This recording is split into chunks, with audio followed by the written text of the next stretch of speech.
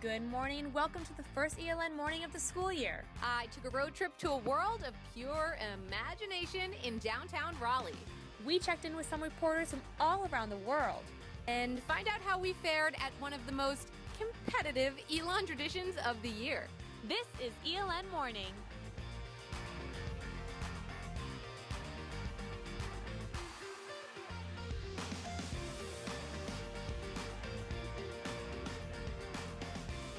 Good morning, Elon. Thanks for tuning in to our first ELN morning of the school year. I'm Ashley McGettrick. And I'm Paige Peroso, and we'll be live each Tuesday morning at 9:50 during College Coffee.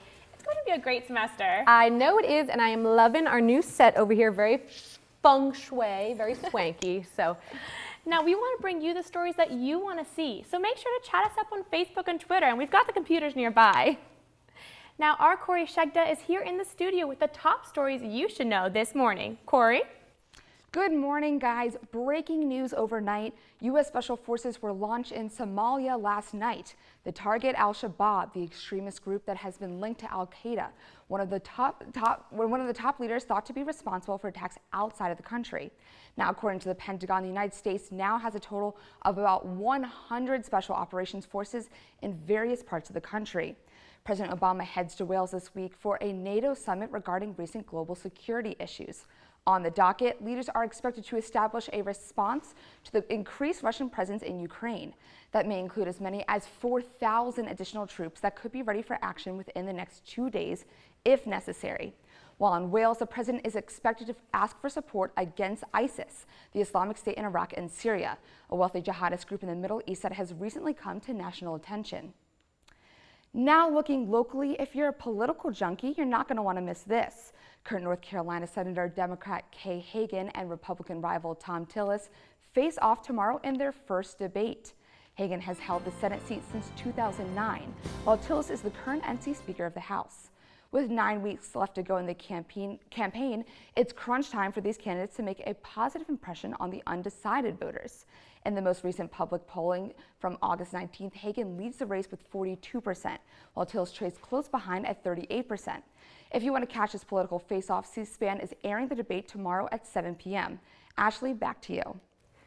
Thanks, Corey. News updates from Ferguson, Missouri. A video surveillance company recently donated body cameras to the Ferguson Police Department. Police were not wearing the body cameras at the time 18-year-old Michael Brown was shot by police almost a month ago.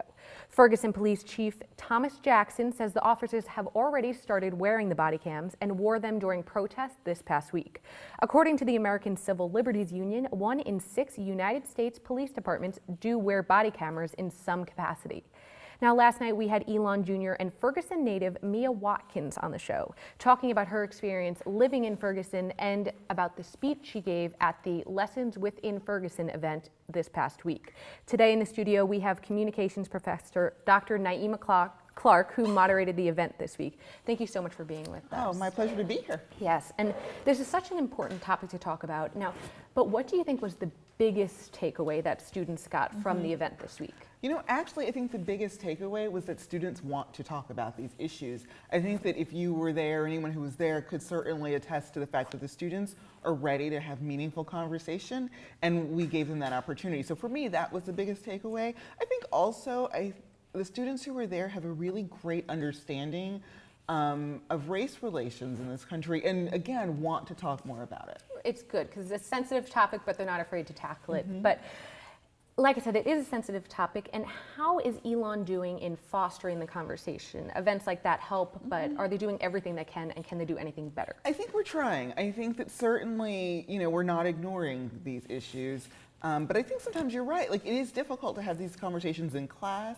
There is this sort of diversity fatigue that students have. It's like, oh, we're talking about diversity again, Dr. Clark.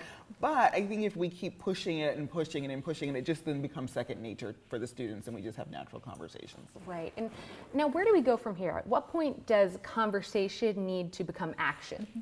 Well, I think in our community, I think that we can do small things. I think that we can just sort of, one thing that was talked about a lot at the panel was just treating people like people. And so just sort of normal, everyday human kindness on campus. I think that's one thing that we can do. I mean, I think certainly here on this campus, there have been incidents, and by and large, students have been very responsive and have been champions for, healing racial tensions on campus when they occur. And so I think that, again, just kind of being, everyday good citizens is really one thing that's pretty simple for us to do. Right, and we should be doing that anyway, regardless of what's going on. Exactly. So, thank you so much for coming to join us today. The conversation about Ferguson continues this Wednesday at 7 p.m. in the Newman Lumen Pavilion, and the session is calling for prayers and worship for racial reconciliation, and it's open to students of all faiths. ELN students will lead the event, and it's co-sponsored by the Truett Center and the Multicultural Center. Heading outside, our Katie Kaler is out in downtown Elon with the weather. What's going on, Katie?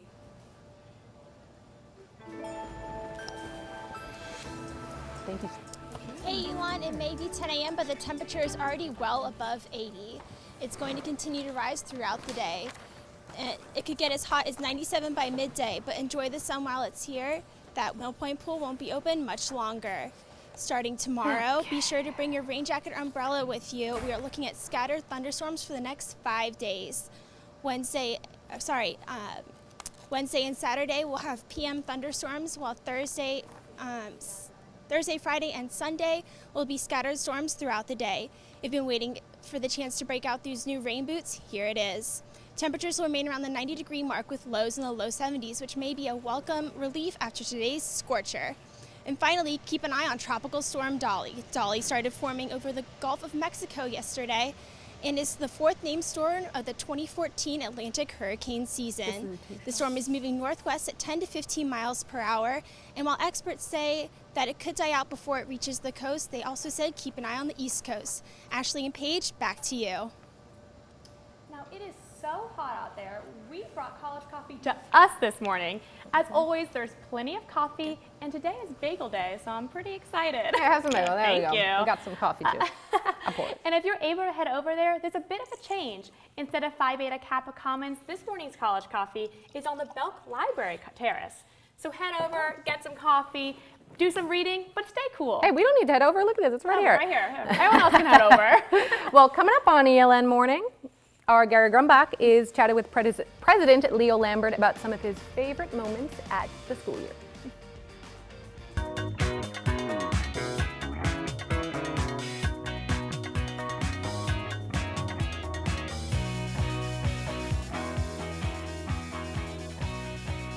While many of the class of 2014 graduated back in May, some just couldn't stay away. More than a dozen members of the most recent class of alumni returned to ELN to work full-time. These two alumni say they stuck around because the connections they made as students made the campus feel like home and made it tough to leave. Because ELN is home, and even though you're here for 4 years and you graduate, there's always time to come back. And ELN has a good way of making alumni feel like you are part of something bigger. You are back at home, and that's what I love so much about ELN. I think that's one of the things I value the most is some of my relationships with my professors, and I'm really happy to be back around with them so I can go to lunch with them and that kind of thing. From new hires to the head Phoenix himself, our Gary Grumbach sat down with President Leo Lambert and asked him about some of his favorite moments of the school year. At the Clemson-Elon soccer game, where we had thousands of students ringing the fence, and Jason scores a winning goal and runs around the field with his shirt off, one of the iconic athletic moments at Elon. Move-in weekend, and particularly convocation, and all of commencement weekend is just a joy. I mean, people are happy and celebrating and moving on to a new chapter in their life, but it's also a bittersweet time. Each year, Beloit College in Wisconsin publishes a mindset list, breaking down the way incoming first-year students view the world. Most students of this year's class were born in 1996, and here's what a few of them think. First, what was known as the pound sign is now widely considered a hashtag thanks to Twitter. While everyone used to want celebrities' autographs, now selfies are the preferred prize when running into someone famous. And to first-year students, Ralph Nader has always been running for president. Think about that for a second. And finally, U.S. quarters have always had individual state designs on the back of them. First-year students have never known anything different.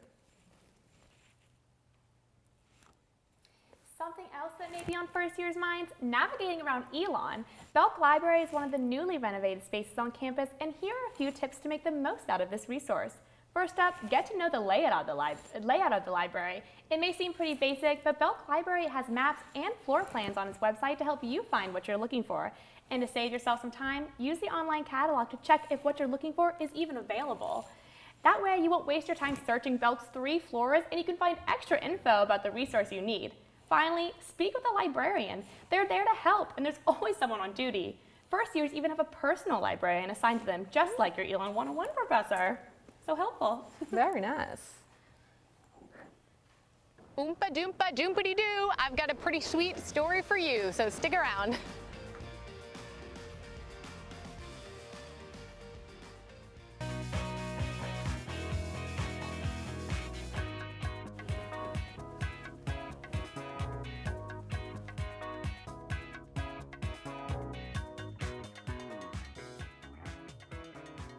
Some big changes are coming to downtown Elon. You may have seen the signs around campus, but if not, the town of Elon is holding a rezoning meeting tonight to discuss the potential new town center. According to the early plans, the area will have a similar look like that of Elon's campus, but still a distinct field that separates the center from the academic buildings just across the street. Here we are in McEwen. In this map, here's Elon University, and here is Acorn, where we get our morning coffee every morning. But all of this will be new construction. This plans lists new housings, fountains, and hopefully a bit more parking for us. Now, in a new segment of the show, we're sending our reporters all around North Carolina to find stories outside of the Elon community. This week, I headed to Raleigh for a tasty treat. Check it out. We go. Oompa loompa doopity doo. Okay, so maybe there's no Oompa Loompas in Raleigh, but there certainly is a chocolate factory. And I took an easy 40-minute ride to go see a little piece of chocolate and a big piece of history. The name Videri comes from the North Carolina state motto, which is Esse quam videri, Latin for to be rather than to seem. And that's just our whole philosophy of being open and transparent. You can see the chocolate being made, you know what goes into your chocolate, and then it's a full experience. And it sure was an experience. So what are we standing in front of? This looks like a mini choo-choo train. Yep, this is our chocolate train. No, it's this is where we roast the cocoa beans. After being tempted by the sights and smells of the factory, I found out that my wait time might be longer than I bargained for. So ideally, we would age all of our chocolate for a year. Oh, wow. Yeah. Oh, my goodness. Okay. So just like wine and cheese, the flavor will continue to develop stronger. Ethan is chopping chocolate to melt down later. And you can kind of tell up here that this chocolate is untempered chocolate. Good. Come over here. As the chocolate was melting away, so was my patience. How long does it take for like the chocolate bar that I'm gonna get right after this? How long has that been in the process of being made? Well, I'd say it's about a seven-day process, not including the aging time. Okay, so like a year and a week, Yes, basically. exactly. Okay. A year and a week. Good. Don't worry, I didn't wait that long, and I even brought some back for Peyton. Nope, you don't take meal plan, do you? Okay, nope. Sorry. Seen enough chocolate now, and it's time to eat it. We're gonna try our little coffee ganache. That's nice. That really is that good. You know me, I always, take those tough stories. Really I took know. one for the team with that. I was jealous when I heard you were going to a chocolate Well, factory. you don't have to be that jealous because I brought some for you. We're going my to kind taste of test it job right right here. here. Now, my friend Roxanne at Videri told me how to look for good chocolate. You could have been eating chocolate wrong your whole life and you would have never known. Who You got to knew? look for good shine, so shiny chocolate and a good snap. So we're going to put the Videri chocolate to the test pretty over excited here. to test this out. It's so pretty, I don't even want to open it. It's too bad. Okay, We'll ready? eat it. Wait, let's listen for the snap. It's got nice shine. Let's listen for the snap. that was a good yeah! snap, everyone. Woo! This is gonna be good. All right, here we go. Now, the way to eat chocolate correctly. Oh, sorry, I'm There's ways to eat got it, my too. fingers all over You're your chocolate. good. The way to eat chocolate correctly is you gotta. She said, take a lot of small bites. Let it bites. melt. Don't swallow right away, and really let it melt to get the full Really. quote spectrum of flavor. All so right. ready? All right. Right. Okay. There's good chocolate. Oh yeah. Oh, that spectrum of flavor. Oh, forget about it. I can definitely taste it. This is delicious. Oh, you got to try some for yourself. It's wonderful. All right. Well, moving on from our little tasty treat over here. Yes. Also in North Carolina, political analyst Charlie Cook will be in Whitley Auditorium at 7 p.m. for a look at the 2014 elections. Cook is editor and publisher of the Cook Political Report and analyst for CNN and appears both on NBC and ABC regularly. It may seem far out, but it'll be here before you know it. ELN Local News will have its own coverage of the 2014 midterm elections and will be live November 4th at 7:30 p.m., bringing you live updates and coverage from around the state, so tune in. Coming up next on ELN Local News, we pulled out the playbook from the weekend, and an ELN tradition is staying with us.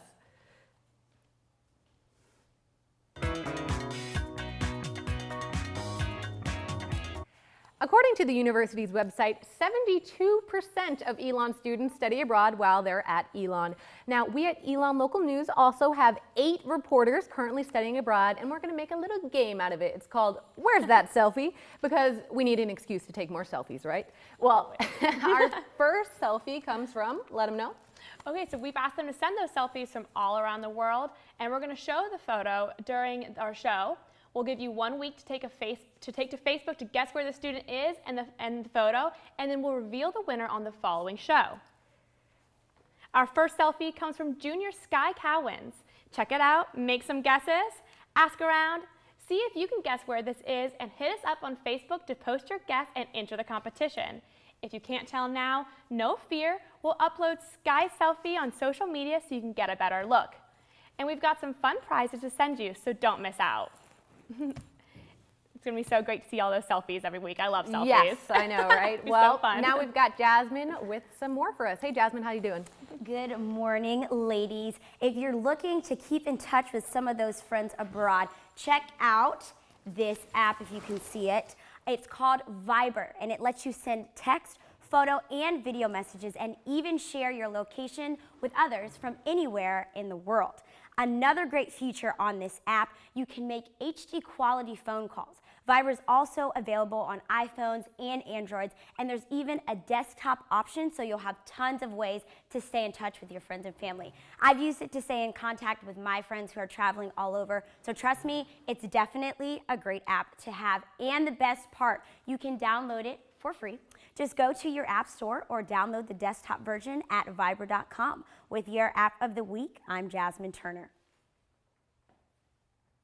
We're here now in the studio with ELN Sports Director Justin Beagle, who's got a recap of a sports tradition here on campus. That's right, Paige, and we had quite an experience last Friday, and I'm still in pain, actually. Let's get a check at the Rumble. More than 80 teams competed at the intramural fields Friday afternoon with victory on their minds at ELN's annual Sports Fest. ELN had a dog in the fight, but not that dog. Show these people that we are legitimate athletes. We do the news and we do sports. Okay? Yeah! We started out pretty strong, and while we placed 19th, good enough to win t-shirts, it's safe to say we had the best coverage. Moving on, ELN was bounced in the second round of dodgeball and came in dead last in the sack race, following a nasty spill by the team captains that caused a certain sports director to miss nearly 10 minutes of competition. I had a feather land on me. Members of Campus Rec in charge of the event were underwhelmed at ELN's showing. You guys could have done a lot better. I'm not gonna lie, I was expecting a lot higher quality competition. Things went from bad to worse as many of our team members decided that they would rather sing, I'm singing in the shower, dance, and in some cases even sleep than continue on. A few members even threw a temper tantrum after a round of tug of war.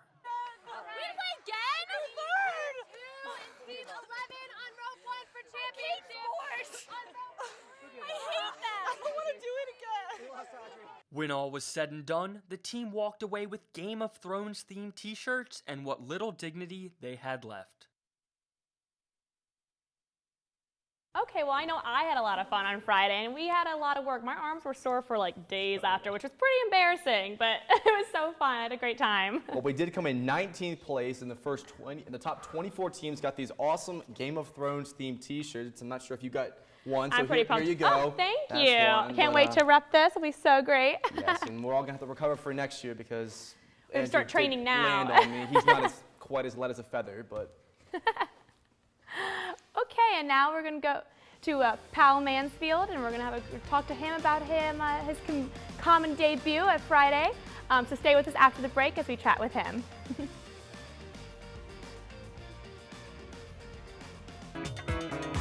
He performed at the first Sub Live event this past weekend. He's a stand-up comedian in cities all around Elon, and we are lucky enough to have him in the studio with us today. Thanks so much for joining us, Powell. Thank you guys so much. I'm so excited to be here. So I gotta find out, where do you get this material? Because I know you don't have a prompter like we do. I do not have a prompter, I don't. Sometimes I wish I did, but usually it just comes from stories from my life. I found that a lot of my friends are asking me to always tell them this story or that story, and finally I thought I would bring it to a stage and see how it went, and it went pretty well. Well, you are a great storyteller, and so, but how do you prepare for that? So, there's a bunch of people there. Do you practice in the mirror? Do you just wing it? How do you prepare? I sing in the shower, you tell jokes in the shower. Well, kind of. I more just talk to myself a lot, and the day of the show, I'll look at a note that I have on my phone where I just jot down things that happened to me that I think could be funny, and then whatever I'm in the mood for that day, I just put a list together and kind of construct it into a show, however long it may be.